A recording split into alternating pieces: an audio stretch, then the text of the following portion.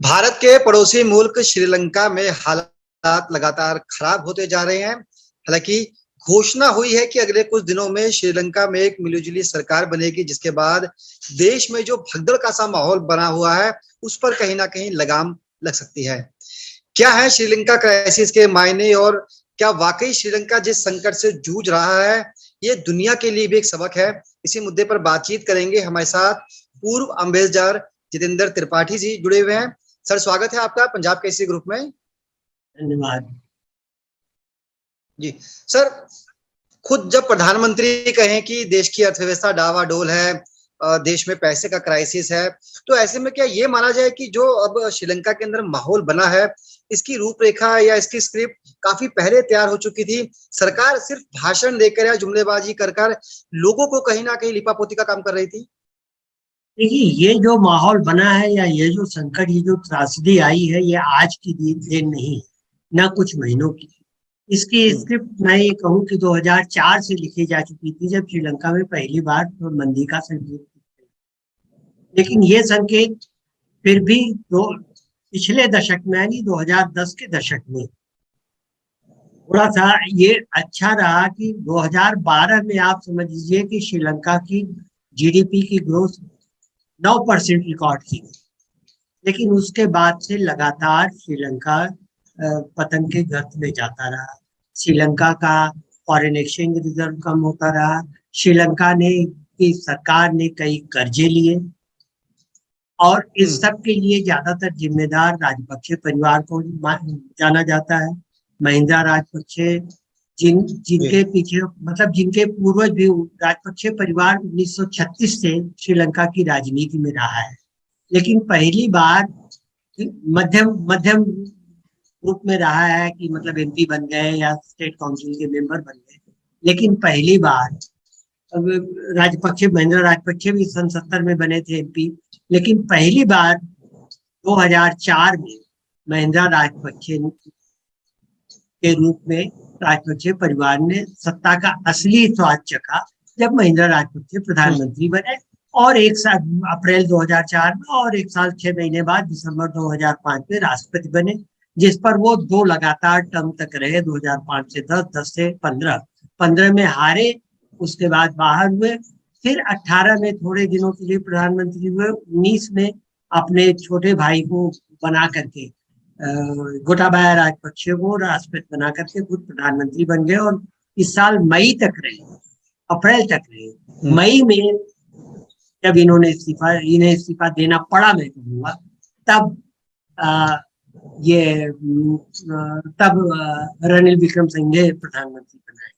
लेकिन ये जो देखिए, इसमें एक क्रमिक विकास है इसका पतन का, अमेरिका के पतन का, जिसमें चीन की भी बड़ी भूमिका रही है। चीन से अंधाधुंध कर्ज लिए गए। आज हालत ये है, श्रीलंका की 81 बिलियन डॉलर की इकोनॉमी में 54 बिलियन डॉलर से ज्यादा का विदेशी कर्ज है। मतलब तकरीबन 80%, ये जीडीपी के 80% विदेशी कर्ज है, जिसमें से एक बड़ा हिस्सा चीन के द्वारा दिया गया। और चीन से कर्जे लेकर के कुछ इस तरह के अंधाधुंध, जिसको कहते हैं अव्यवहारिक रूप प्रोजेक्ट पे खर्च किया गया है।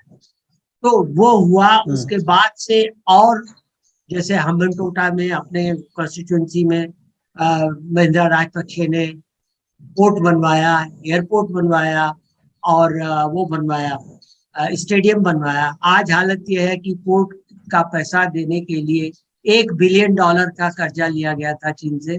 वो उसकी किस्त भी न चुका पाने के लिए उसको गिरवी रखना पड़ा चीन के पास 99 साल के लिए। जो एयरपोर्ट है मटाला में, वहां से हम्बनटोटा से 18 किलोमीटर दूर, वहां दिन में भी सिर्फ 2 फ्लाइट्स आती हैं। स्टेडियम का कोई इस्तेमाल नहीं हो रहा है।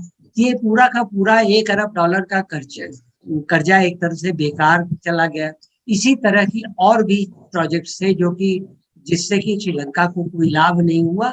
चीन को लाभ हुआ क्योंकि चीन ने पैसा दिया था, तो चीन तो उसको महाजन की तरह उससे वसूलेगा।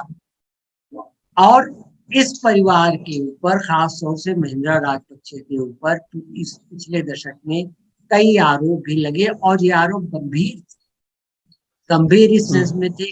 ये सत्ता के और सरकारी फंड के दुरुपयोग के आरोप थे, करप्शन फ्रॉड के आरोप लगे हैं, मर्डर के आरोप थे, मनी लॉन्ड्रिंग के आरोप थे। तो ये काफी आरोप थे। इनकी भतीजी के तो मनी लॉन्ड्रिंग के आरोप अभी भी चल रहे हैं। उसका पंडोरा पेपर्स में नाम था। मतलब 5 भाई और एक भतीजी सरकार में थे। तो भाई भतीजावाद का ये सबसे सही उदाहरण इन्होंने पेश किया अपने देश में। वो श्रीलंका है, आप ठीक कह रहे हैं सर 2 दशक तक इस परिवार ने शासन किया श्रीलंका पे। 2004 से आप कह रहे हैं कि धीरे धीरे श्रीलंका दहन की तैयारी शुरू हो गई थी। सर सवाल यह है कि चीन अगर इन्वेस्ट कर रहा था श्रीलंका में, तो चीन की भी अपनी नजर थी कि क्या वाकई कंट्री हमारा कर्जा उतार पाएगी, नहीं उतार पाएगी। क्योंकि खबर यह है कि चीन जब इन्वेस्ट कर, भारत भी इसे बड़ी बारीकी से देख रहा था, चीन के बढ़ते हुए कदमों को। और उसके बाद भारत ने भी मदद की पेशकश की, कई मौकों पर श्रीलंका को कर्जा भी दिया। तो ऐसे में जो कर्जा देने वाले मुल्क हैं, उनसे कहां पर चूक हुई? देखिए, चूक चीन से नहीं हुई। चीन ने बहुत सही दांव खेला है। चीन ने कर्जा दिया है 4% या 6% ब्याज पर। ठीक है। और उस कर्जे के एवज में, चूंकि कर्जा नहीं चुका पाए, एक कर्जा नहीं चुका पाए, तो हमेंटोटा पोर्ट को गिरवी रखना पड़ा। अब चूंकि ये और इंटरेस्ट नहीं चुका पा रहे हैं, जो कि इस साल ब्याज की देनदारी श्रीलंका की $4 बिलियन से ज्यादा की थी। $6 बिलियन ब्याज, जबकि श्रीलंका के पास अभी $25 मिलियन से ज्यादा नहीं। तो अब श्रीलंका वहां भी डिफॉल्ट कर रहा है। भारत ने जो दिया था, भारत ने ठोक बजा के दिया था, कम इंटरेस्ट पे दिया था। भारत ने जो दिया था वो तो अगर, और ज्यादा था भी नहीं, वो अगर निकलेगा भी तो नहीं भी निकलेगा, देर से निकलेगा, तो इसमें कोई समस्या नहीं होगी। लेकिन चूक इंटरनेशनल मॉनिटरी फंड से भी उन्होंने ये सोच के कि श्रीलंका जो है वो अभी प्रगति के रास्ते पे, उसको भी पैसा देना शुरू किया, जो श्रीलंका जिसको चुकाने की स्थिति में नहीं। क्योंकि देखिए, ऐसा है कि 2 चीजें होती है किसी भी कर्जे की। एक तो खुलेआम जो चीज जानकारी होती है, और दूसरी उसका कुछ। चीन के कर्जे में सबसे बड़ी समस्या ये होती है कि चीन कर्जे में कई प्रावधानों को वो डिक्लेयर करने से रोक देता है जिसको कर्जा देता है। तो दुनिया को ये तो पता होता है कि अमूमन इतना कर्जा मिला है, लेकिन कर्जा किन शर्तों पे मिला है ये नहीं पता होता। पॉलिसी रखता है जी, ऐसी सही चीज जी, आप ठीक कह रहे हैं।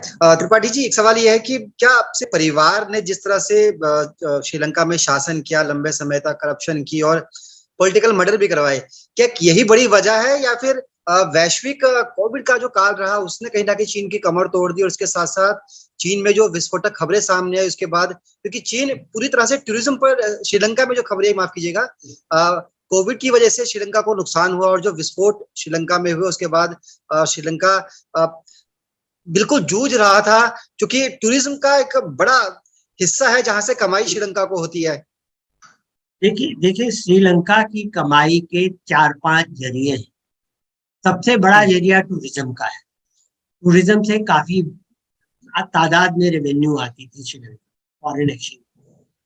दूसरा ये था कि श्रीलंका एक्सपोर्ट करता है चाय, कॉफी, मसाले, चावल, सोया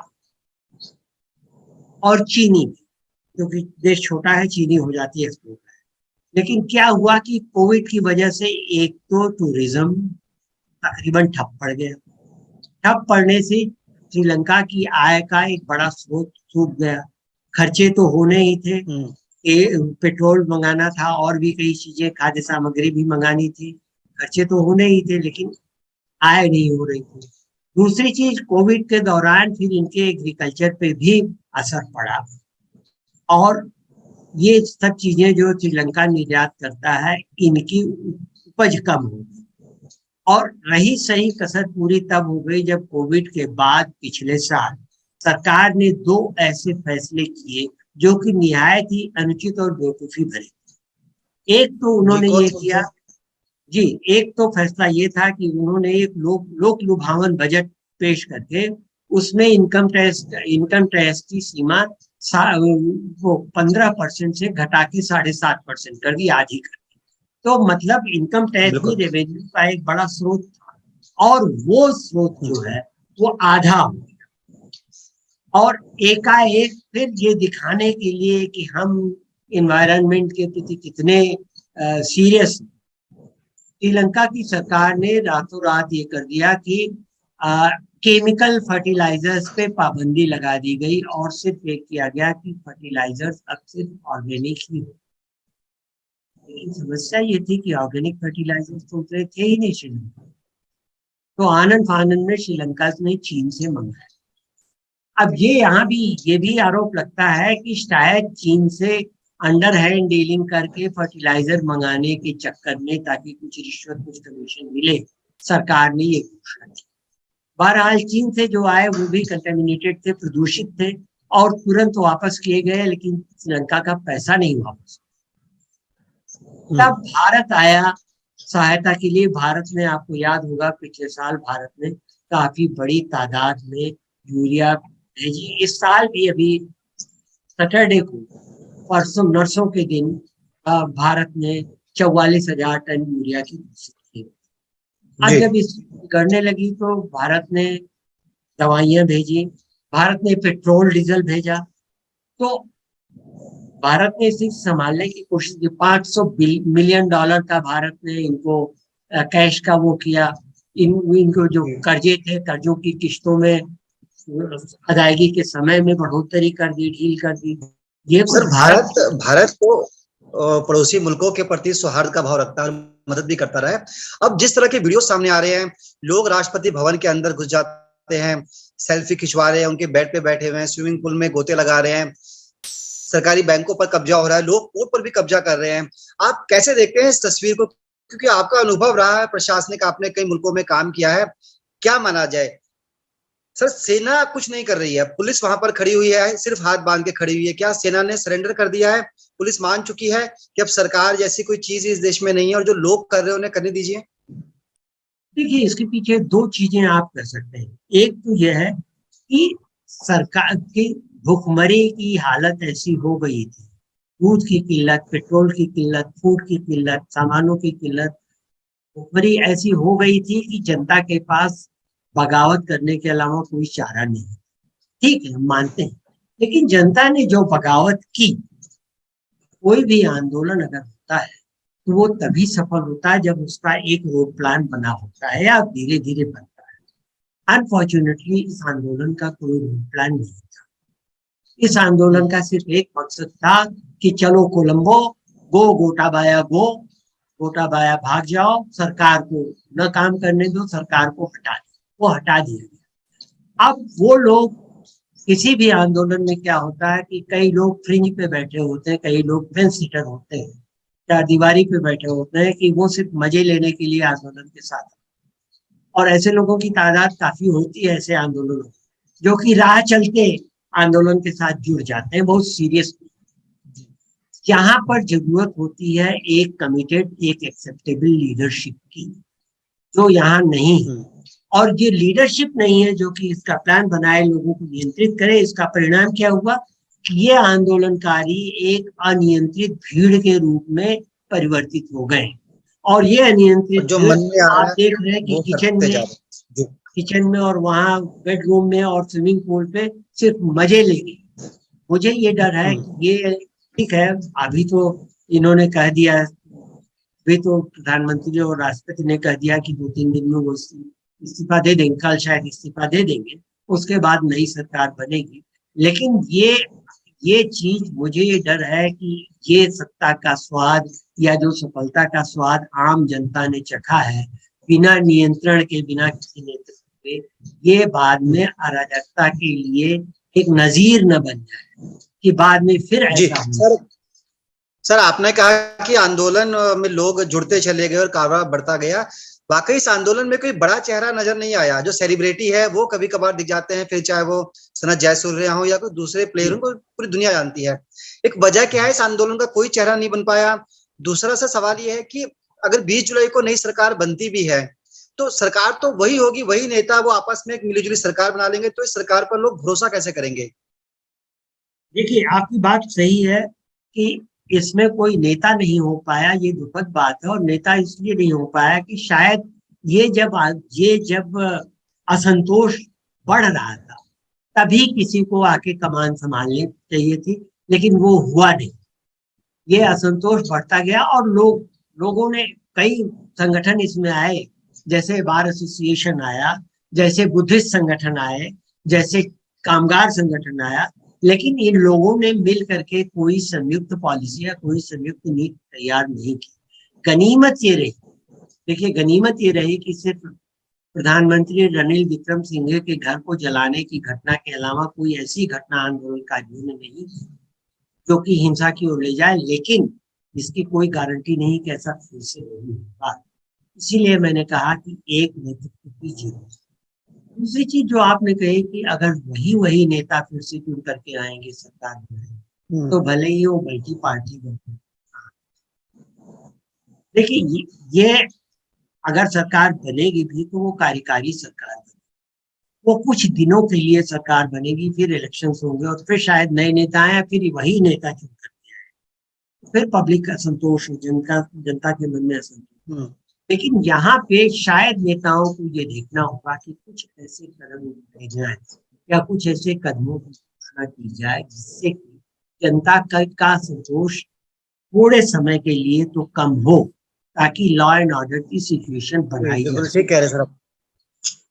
तो आपको भी लगता है कि भारत के हित जिस तरह से श्रीलंका से जुड़े हुए हैं, छोटे भाई के तौर पर मदद भी कर रहा है भारत, क्योंकि फिजिकली और पॉपुलेटेड छोटा है इंडिया से श्रीलंका।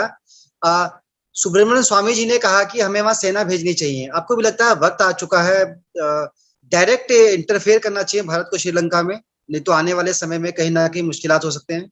आपकी राय क्या है? नहीं, मैं सुब्रमण्यम स्वामी जी की बात से इत्तेफाक नहीं रखता। किसी भी स्वतंत्र संप्रभु देश में आप अपनी सेना भेजने का मतलब जानते हैं? उसका मतलब ये होता है कि उस देश की संप्रभुता को आप नकार रहे। आपको याद होगा हमने पीस कीपिंग फोर्स भेजी थी 89-90 में, 90s के उसमें, उसका क्या हल? वो हम असफल हो गए, राजीव गांधी की हत्या का प्रयास हुआ, हमें वो पीस कीपिंग फोर्सेस वापस करनी पड़ी। तो ये सबसे बड़ा खतरनाक चीज, ये सबसे बड़ी खतरनाक चीज होगी कि हम अपनी सेना में, क्या उनके पास सेना नहीं? उनके पास सेना है। सेना के जनरल ने भी और और पुलिस के चीफ ने भी लोगों से कहा है कि आप शांति कायम रखें, हमारे साथ सहयोग करें। और शायद इसीलिए आपने देखा होगा कि वीडियो में कई ऐसे भी आए कि जो सैनिक हैं या पुलिस वाले हैं वो उतर करके आंदोलनकारियों के साथ। तो ऐसे में अगर बाहर की कोई सेना आएगी तो उसका मतलब एक तरह से आक्रमण होगा, क्योंकि सेना अगर वहां की सेना के बुलाने पे या वहां की सरकार के बुलाने पे आए तब तो हम ये मान सकते हैं, जैसे कि कश्मीर में 1947 में वहां के राजा के बुलाने पे हमने सेना भेजी थी, तब तो हम मान सकते हैं कि हाँ भाई, सरकार की वैधानिक रूप से चुनी गई सरकार की अपील किया और उसके लिए हमारे, या जैसे मालदीव में हमने सेना भेजी थी 1988 में। लेकिन अगर आप बिना बुलाए अपनी सेना कहीं भेज देते हैं तो ये बहुत बड़ा आत्मघाती कार्य होगा हमारे लिए। हमें उसके करना चाहिए, हमें उनको मदद करनी चाहिए, आर्थिक मदद करनी चाहिए, उनको बताना चाहिए कि आपकी हम मदद कर रहे हैं, आप क्या क्या और कर सकते हैं जिससे कि आपके यहाँ समस्या सुलझाने में मदद। जी चलिए सर, बहुत बहुत शुक्रिया। श्रीलंका को मदद बरकरार रखनी चाहिए, सेना भेजना कोई समाधान नहीं है, क्योंकि भारत की नजर बनी हुई है और सरकार देख भी रही है श्रीलंका में क्या कुछ चल रहा। उम्मीद यही है कि देर सवेर श्रीलंका के हालात सुधरे, वहां का जो जीवन है वो पटरी पर आए। बहुत बहुत शुक्रिया त्रिपाठी जी बातचीत करने के लिए, पंजाब केसरी ग्रुप को समय देने के लिए। थैंक यू सर आपका।